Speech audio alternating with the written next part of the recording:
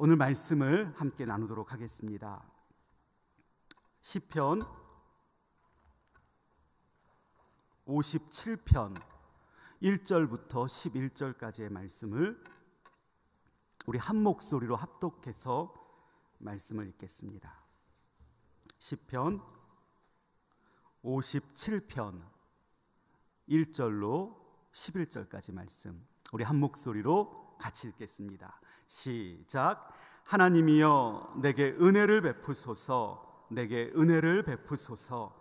내 영혼이 주께로 피하되 주의 날개의 그늘 아래에서 이 재앙들이 지나기까지 피하리이다. 내가 지존하신 하나님께 부르짖음이여 곧 나를 위하여 모든 것을 이루시는 하나님께로다. 그가 하늘에서 보내사 나를 삼키려는 자의 비방에서 나를 구원하실지라. 셀라. 하나님이 그의 인자와 진리를 보내로다. 내 영혼이 사자들 가운데서 살며 내가 불사르는 자들 중에 누웠으니 곧 사람의 아들들 중에라. 그들의 이는 창과 화살이요 그들의 혀는 날카로운 칼 같도다. 하나님이여 주는 하늘 위에 높이 들리시며 주의 영광이 온 세계 위에 높아지기를 원하나이다. 그들이 내 걸음을 막으려고 그물을 준비하였으니 내 영혼이 억울하도다. 그들이 내 앞에 웅덩이를 팠으나 자기들이 그 중에 빠졌도다. 셀라. 하나님이여 내 마음이 확정되었고 내 마음이 확정되었사오니 내가 노래하고 내가 찬송하리이다. 내 영광아 깰지어다. 비파야 수구마 깰지어다. 내가 새벽을 깨우리로다. 주여 내가 만민 중에서 주께 감사하오며 문 나라 중에서 주를 찬송하리이다. 무릇 주의 인자는 커서 하늘에 미치고 주의 진리는 궁창에 이르나이다. 하나님이여 주는 하늘 위에 높이 들리시며 주의 영광이 온 세계 위에 높아지기를 원하나이다. 아멘. 이번에 새로 공동체를 맡으면서 병원 신방을 몇 차례 했는데 그 중에서도 특별히 두 가정이 신방을 하는 내내 제 마음에 와 닿았습니다. 첫 번째 가정은 여러분들도 잘 아시는 한 권사님이십니다.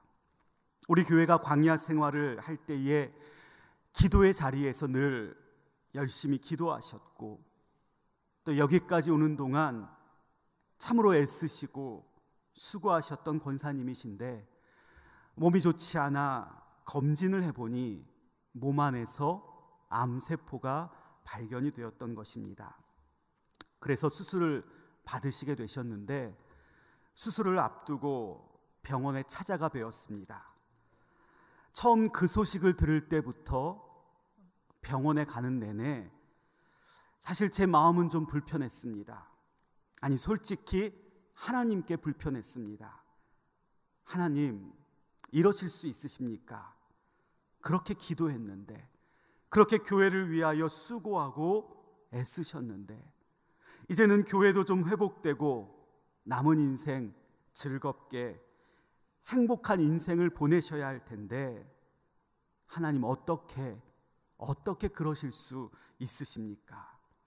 그런 마음이 들었습니다. 그런데 병원에서 뵌 권사님의 모습은 처음부터 끝까지 그 얼굴에 미소가 가득했습니다. 콩팥도 절제해야 하고 요관만이 아니라 방광의 일부까지도 절제해야 했는데 권사님의 말씀은 모든 것이 감사하다고 그리고 마음이 평안하다고 말씀하시는 겁니다. 그러면서 덧붙여 이런 말씀을 하셨습니다.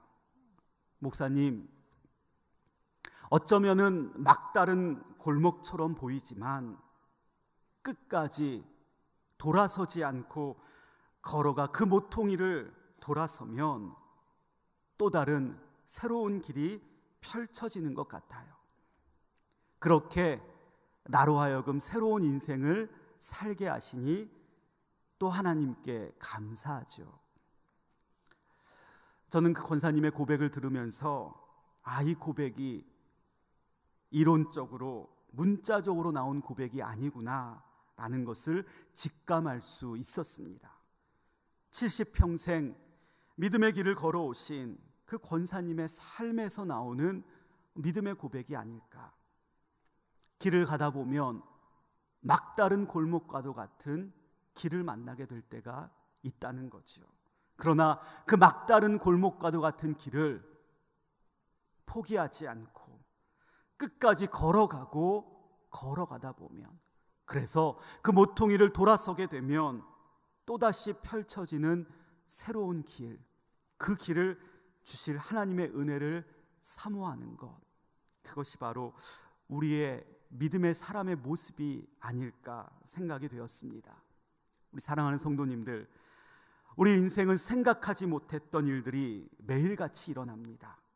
생각하지 못한 일이기에 미리 대처할 수 있는 준비도 하지 못합니다. 그래서 그 일 때문에 넘어지기도 하고, 그리고 쓰러지기도 합니다. 그리고 다시 일어서야 하는데도 불구하고 다시 일어서지 못할 때도 있습니다. 이런 일들을 겪게 되면 우리는 인생이 폭풍이다라는 말이 실감이 됩니다. 폭풍이 한번 몰아치게 되면 우리가 할 수 있는 방법이란 그 폭풍이 지나갈 때까지 피해 있는 것, 아니 폭풍이 오지 않는 길로 피해 가는 것, 그것밖에 없는 것 같습니다. 그래서 오늘 말씀을 보면 시인인 다윗은 자신의 인생을, 자신의 그 인생의 폭풍을 바로 이렇게 표현하고 있습니다. 오늘 말씀 4절을 같이 한번 읽어보겠습니다. 4절입니다. 내 영혼이 사자들 가운데서 살며 내가 불사르는 자들 중에 누웠으니 곧 사람의 아들들 중에라. 그들이 이는 창과 화살이요 그들의 혀는 날카로운 칼 같도다. 이 말씀을 조금 더 쉽게 표준 세번역으로 보면 말씀이 이렇습니다. 내가 사람을 잡아먹는 사자들 한가운데 누워 있어 보니 그들의 이빨은 창끝과 같고 화살 촉과도 같고 그들의 혀는 날카로운 칼과도 같았습니다. 여러분, 사자는 누구입니까? 다윗을 죽이려고 하는 사울이었고 그의 부하들일 것입니다. 그들의 이빨과 그들의 혀는 무엇입니까? 다윗을 죽이려고 사용했던 너무나 잔인하고도 무자비한 방법들이 바로 그 이빨과 혀가 아니겠습니까? 자신의 딸 미갈을 다윗의 아내로 주겠다 하면서 다윗을 블레셋 사람들의 손에 잡혀 죽게 하려고 했던 그 시도, 요나단으로 하여금 다윗을 식사의 자리로 초대하여 그를 죽이려고 했던 일들 뿐만 아니라 이스라엘 각지에서 모은 최고의 정예 부대를 이끌고 다윗을 추격하고 또 추격하여 다윗을 죽이고자 했던 그 바로 모든 일들이 바로 다윗이 느꼈던 날카로운 창과 칼이었고 바로 그것이 그들의 이빨과 혀였다라는 것입니다. 이런 폭풍 같은 인생 가운데 다윗은 오늘 말씀에서 무엇을 하고 있습니까? 이 자리에서 그가 하고 있는 것은 과연 무엇이었습니까? 오늘 말씀 9절로 11절까지의 말씀을 같이 한번 읽어보도록 하겠습니다. 9절부터 11절입니다. 주여, 내가 만민 중에서 주께 감사하오며 문나라 중에서 주를 찬송하리이다. 무릇 주의 인자는 커서 하늘에 미치고 주의 진리는 궁창에 이르나이다. 하나님이여, 주는 하늘 위에 높이 들리시며 주의 영광이 온 세계 위에 높아지기를 원하나이다. 여러분, 다윗이 무엇을 하고 있어요? 하나님을 찬양하고 있다는 거예요. 하나님께 감사하고 있다는 겁니다. 그리고 마지막으로 원하나이다, 그의 마음에 소망하고 있다는 거예요. 여러분, 이게 가능한 일일까요? 오늘 시편 57편 표제를 보면 그가 어디에 있는지 나와 있습니다. 다윗이 사울을 피하여 굴에 있을 때에 라고 말하지요. 다윗이 굴에 있을 때, 동굴에 있을 때, 학자들은 이 동굴이 아마도 아둘람 동굴이나 아니면 엔게디 동굴이 아닐까 짐작을 합니다. 그런데 이 말씀에 나오는 여러 가지 상황들을 보면 대적들의 위협이 매우 심각한 것으로 보여집니다. 그래서 아마도 다윗이 엔게디 동굴에 있었을 때가 아닌가 그렇게 추정을 한다는 거죠. 사울은 수천 명의 정예 군사들을 이끌고 다윗을 쫓아가고 있습니다. 아무리 다윗이라 할지라도 그는 감히 사울 앞에 나설 수가 없었습니다. 그래서 자신을 따르는 무리들과 함께 아무도 알지 못하는 동굴로 찾아갑니다. 그리고 그 동굴 가장 깊은 곳에 숨어 있으면서 그저 사울이 자신들을 발견하지 못하고 지나가기만을 바라고 있었습니다. 이 상황이 바로 시편 57편의 배경이라는 겁니다. 캄캄하고 암울한 상황 속에서, 아무것도 보이지 않는 그 캄캄한 동굴 안에서 여러분, 다윗이 무엇을 하고 있다는 거예요? 하나님께 감사하고 있다는 겁니다. 하나님을 찬송하고 있다는 겁니다. 하나님의 영광을 송축하고 있다는 겁니다. 여러분, 이 말씀을 보며 우리도 도전받지 않습니까? 우리도 아무리 삶이 힘들고 어려워도 하나님께 감사하는 삶, 하나님을 찬양하는 삶, 하나님의 영광을 송축하는 삶을 살아야 하지 않겠습니까? 여러분, 어떻게 우리가 다윗처럼 그렇게 할 수 있을까요? 어떻게 염려하지 않고 걱정하기보다 오히려 하나님을 찬양하고 영광을 올려드릴 수 있을까요? 오늘 말씀의 몇 가지 그 다윗의 모습을 묵상해 보도록 하겠습니다. 먼저 오늘 말씀 7절을 같이 한번 읽어보겠습니다. 하나님이여, 내 마음이 확정되었고 내 마음이 확정되었사오니 내가 노래하고 내가 찬송하리이다. 아멘. 다윗의 마음이 확정되었다라는 거예요. 확정되었다.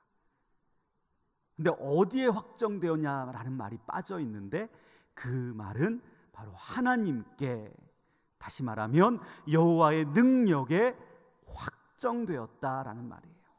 여러분, 확정되었다라는 말은 놓여지다, 그리고 세워지다, 그리고 거기에 흔들리지 않고 고정되다라는 뜻을 가지고 있다고 해요. 다시 말하면 다윗의 마음이, 그리고 그의 영혼이 하나님께 놓여지고 하나님의 능력 위에 세워지고 어떠한 비바람이 불어도 흔들리지 않도록 고정되었다라는 말씀이라는 거예요. 여러분, 어떻게 이것이 가능할 수 있었을까? 저는 이것이 다윗의 경험에서 나온 것이 아닐까. 다윗이 체험했기에 그의 마음이, 그의 영혼이 하나님께, 하나님의 능력에 확정되지 않았을까 묵상이 되었습니다. 우리가 앞서 읽었던 4절 말씀에 보면 대적들이 나오죠. 사자들이 나오고 불태우려는 자들, 다윗에게 찾아와 다윗의 불을 질러 다윗을 불태우려 했던 그 대적들이 나오는데 다윗은 그들을 가리켜 이렇게 표현합니다. 곧 사람의 아들들 중에서라고 말이죠. 사람의 아들들 중에 한 사람이 바로 사자와 같이, 그리고 자신을 불태우려고 찾아오고 있다는 겁니다. 여러분, 이 사람의 아들들이라는 말이 어떤 의미가 있을까요? 이 말은 연약하고 유약한 우리 인간의 모습을 말하는 겁니다.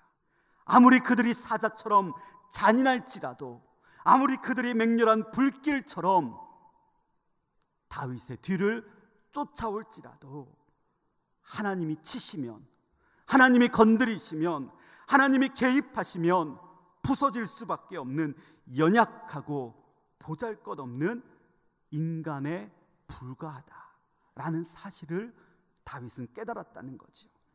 다윗은 이미 골리앗과 싸울 때부터 이것을 경험했습니다. 골리앗, 그는 겉으로 봐서는 약점이라고는 찾아볼 수 없는 완벽한 군인이었습니다. 그의 겉모습만 봐서는 아무도 그와 싸우려고 하지 않았죠. 왜냐하면 싸워봤자 질 것이 뻔했기 때문입니다. 그러나 다윗은 그런 골리앗이라 해도 그가 사람의 아들들 중에 한 사람인 줄 알았습니다. 하나님께서 하시면, 하나님께서 치시면 그 거대한 골리앗도 단번에 쓰러지고 만다는 것을 알았기에 그는 골리앗 앞에 나서게 됩니다. 그리고 여호와의 이름으로 나아갔고 물맷돌 그것으로 인하여 그가 쓰러지고 넘어지는 것을 체험하게 되었던 것입니다. 그래서 그는 여호와의 능력에 자신의 마음이 확증되었다고 고백할 수 있게 된 것입니다. 여러분, 이것만이 아닙니다. 사울과의 추격전 속에서도 다윗은 이것을 경험했습니다. 사울을 피해서 도망쳐 들어간 그 엔게디 동굴 속에서 다윗은 사울과 만나게 됩니다. 평소였다면 사울 주변에는 수천 명의 정예 군사들이 호위하고 있었을 것입니다. 감히 그에게 다가갈 수도 없었을 것입니다. 그런데 하나님께서 하셨습니다. 하나님께서 하시니까 그 수천 명의 군사들도 사울의 뒤를 쫓아오지 못했습니다. 사울이 알지 못하는 그 사이에 다윗은 그의 옷자락까지 칼로 베어버리게 됩니다.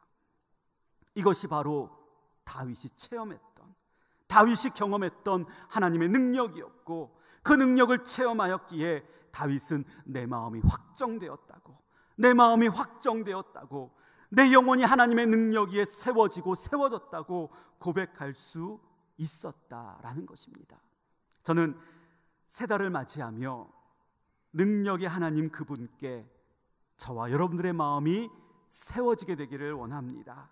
삶에서 만나는 하나님께로부터 이 능력을 체험하고 우리가 경험하여서 우리의 마음을 그분 위에 세우고 우리의 영혼을 그분의 능력 위에 고정시켜서 어떠한 염려와 근심 다 떠나보낼 수 있는 믿음의 사람들 다 되시기를 주님의 이름으로 축복합니다. 그리고 다윗은 6절을 보니까 이어서 이렇게 고백합니다. 6절을 같이 한번 읽어보겠습니다. 그들이 내 걸음을 막으려고 그물을 준비하였으니 내 영혼이 억울하도다. 그들이 내 앞에 웅덩이를 팠으나 자기들이 그 중에 빠졌도다.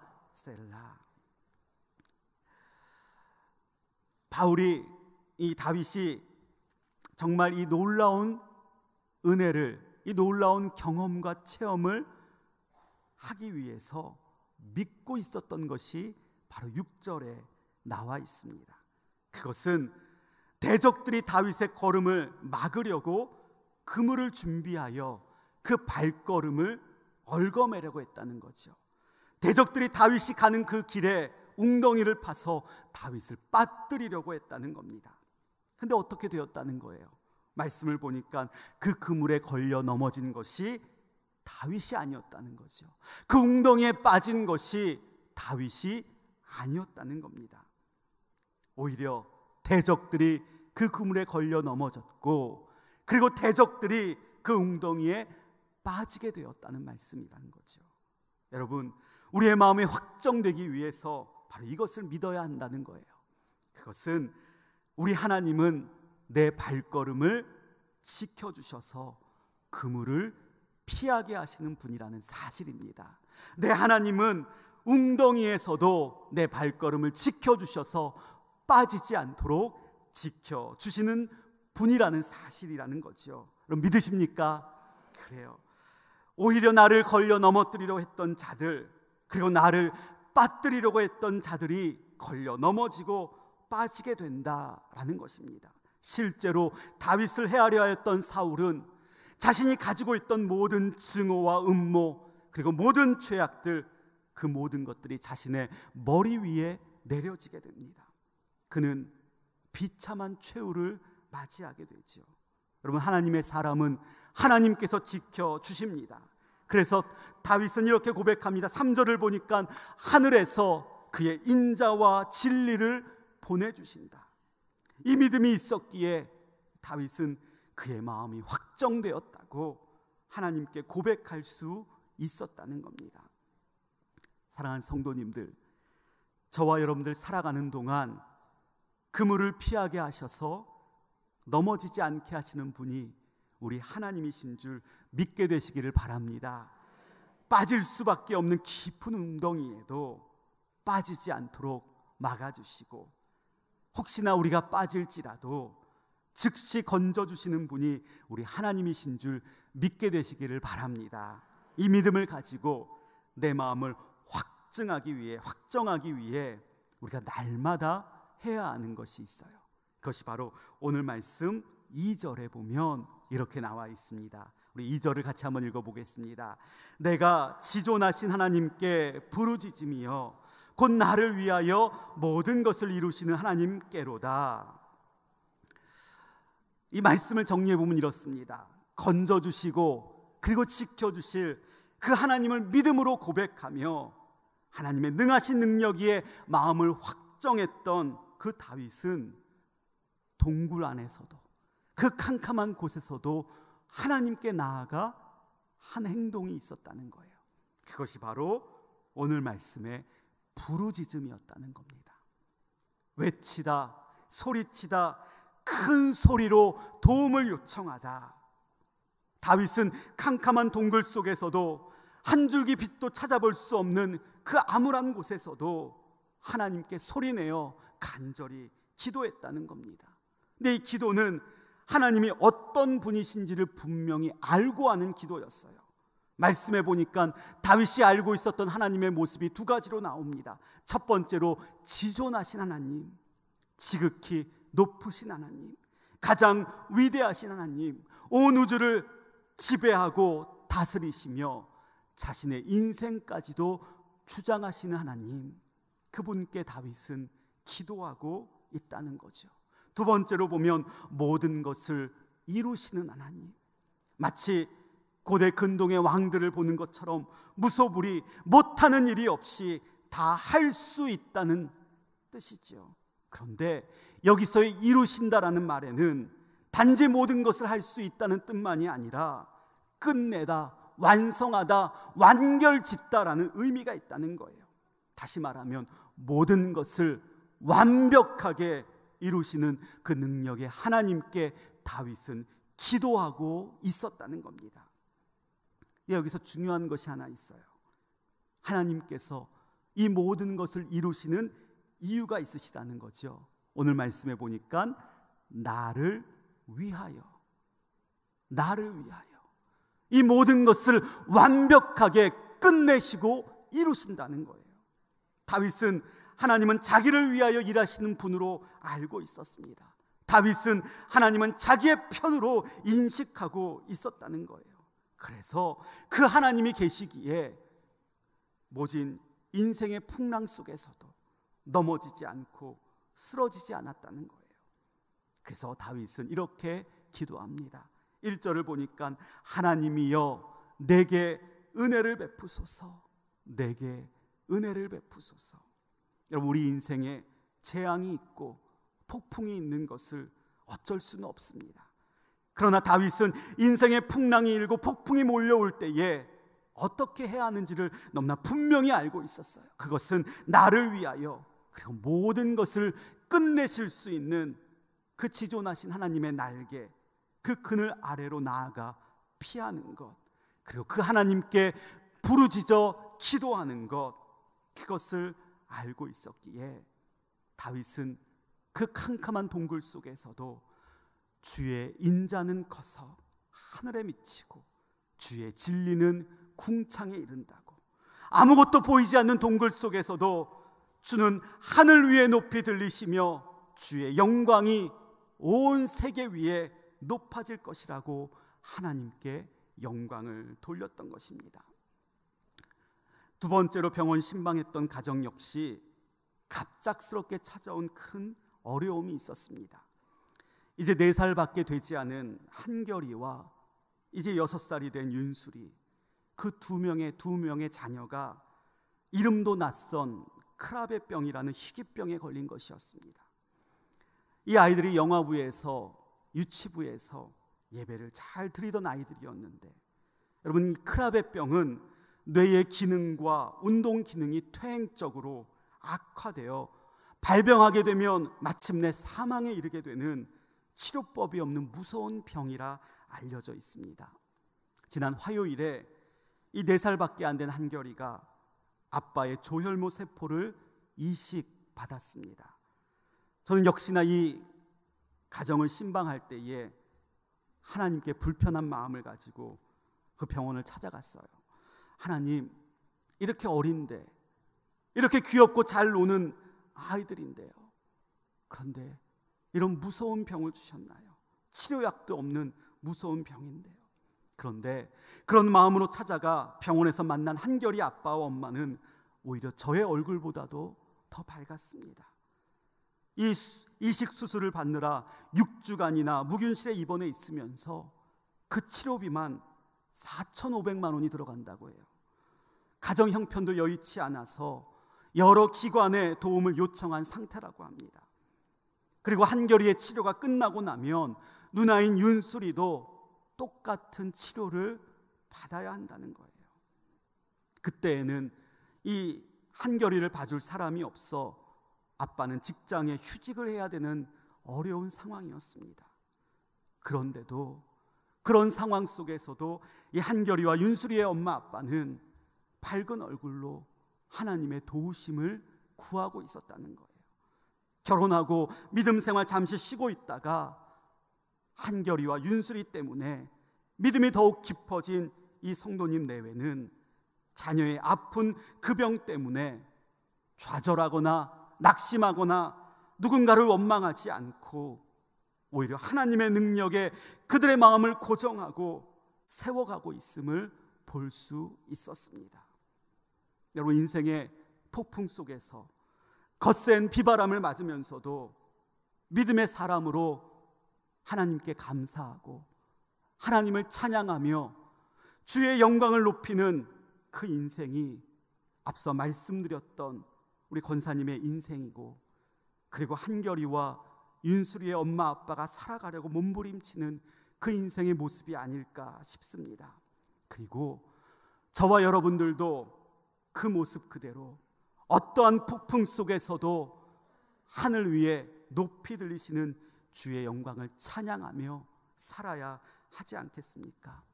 이 한 달 여러분 어떤 마음으로 사시겠습니까? 생각하지 못했던 어려운 순간 속에서도 오히려 주님께 감사하며 주를 찬양하며 주의 영광을 높였던 다윗처럼 그렇게 이 한 달을 보낼 수 있는 저와 여러분들 모두가 되시기를 축복합니다. 특별히 이 자리에 우리 자녀들이 많이 나온 줄 압니다.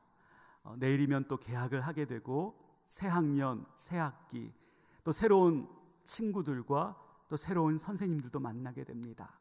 우리 자녀들도 오늘 이 말씀처럼 다윗이 경험했던 그 놀라운 하나님의 능력을 낯선 환경 속에서 체험하여서 어떤 어려움을 만나도 능히 넘어설 수 있는, 이겨낼 수 있는 그런 능력의 믿음의 사람들 모두가 되시기를 축복합니다.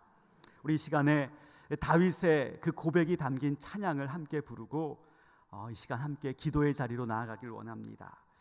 다윗이 고백했죠. 주의 영광은 온 세계 위에, 그리고 주의 그 능력, 주는 높이 하늘 위에 들리신다. 그 믿음의 고백을 우리 함께 찬양으로 영광 돌리며 이 시간 기도하도록 하겠습니다. 내가 만민 중에 오 주께 감사하며 주님을 찬양하리 열방 중에서, 우리 함께 찬양하도록 하겠습니다.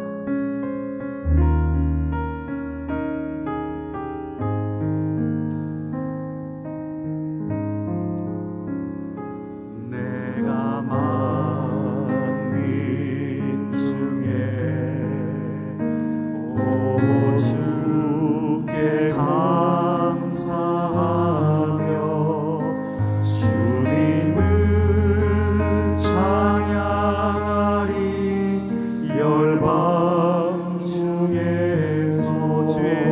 너는 커서